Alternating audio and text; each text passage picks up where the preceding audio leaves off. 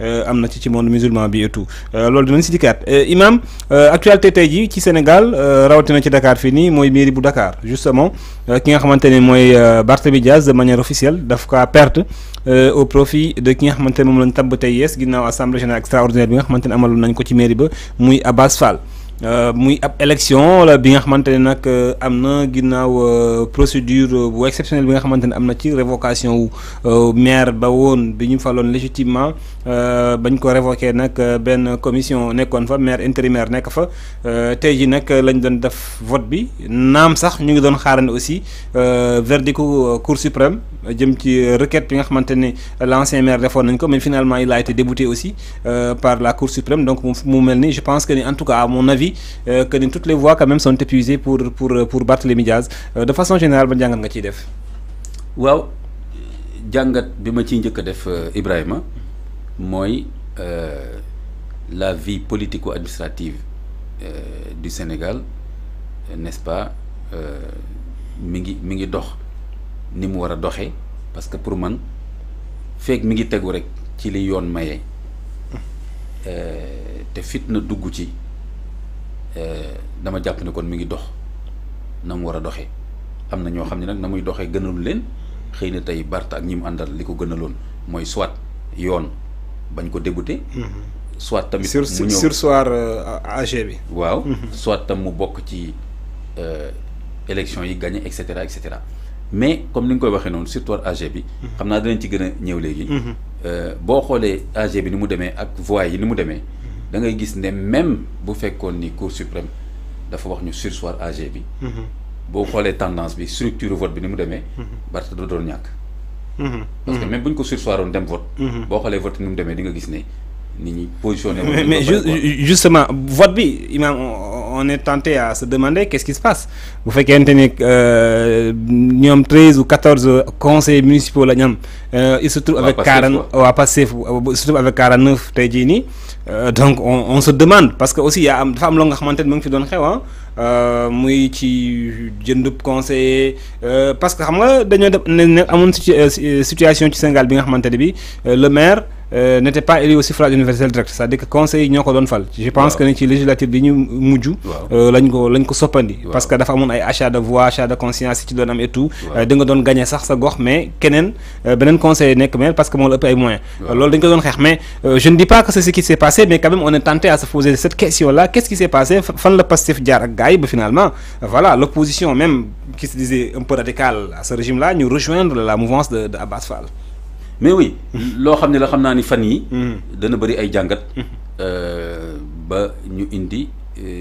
lu leer ci wàllu boobu mais objectivement il est clair que quantitativement parlant boo xoolee ni mu demee di nga gis ne effectivement entre 13 conseillers ak nga am 49 je crois voix ça veut dire que ni am na conseillers yu bari yoo xam ni bokkuñu Pastef yu votel Abass Fall lan mooy seen motivation aussi comme ni ñu koy waxee ci wolof encore bañ gàcce xaw ma ni ñu koy waxatee. bañ gàcce la waaw. isoloir bi xam nga isoloir bi moom ku fa dugg. doo xam. mais il y a eu des tractations bon la politique aussi c'est des tractations. ben c'est ça voilà. donc loolu aussi mënuñ koo bañal waa Pastef. c'est sûr que Pastef def nañ ay tractations. moo xam yi ouverte moo xam yi souterraine moo tax yooyu dina gën a feeñ sax ci fan yi ak tamit yeneen tractation ak ay xoola ay attentes. ak ay nu mu tuddati ay frustration yuy tax ak même ay vote sanction yooyu yëpp mën na feeñ ci 49 voix yooyu. ñu 49 yooyu. quantité la nii mais. li ko indi lu bëri mën na cee feeñ. lu bëri mën na cee feeñ te loolu après gis nga ci jàngat yi ak plateau yeeg ci presse bi. di nga gis ay déclarations yoo xam ne boo liiree entre les lignes et cetera. di nga commencer gis lu tax mu demee nii mais en tout cas objectivement. comme ni ma ko waxee le vote s'est passé normalement légalement. et que donc la victoire de Abass Fall elle est incontestable et transparente elle est claire donc loolu moom am na léegi nag côté politique bi par exemple su ma gisee am na benn analyse bu ma gis xaw ma kan di wax ne par exemple waa PUR seen voix dañ ko votel Abass alors que temps yi dañu xawoon mere Pastef mais diggante bi gis nañ fi je pense Tabaski Korité xaw ma lan ñu gis délégation Pastef bu takku dem seeti sëñ Moustapha waxtaan am na fa te boobu temps mi ngi leen doon artu déjà naan leen man naa leen sanctionné ci élection locale yi kon yooyu ak yoo xam ne yu souterrain ak comme ni ma la ko waxee ñoo xam ni sax ay frustration ak ñoo xam ne dañuy vote sanction parce que pour telle ou telle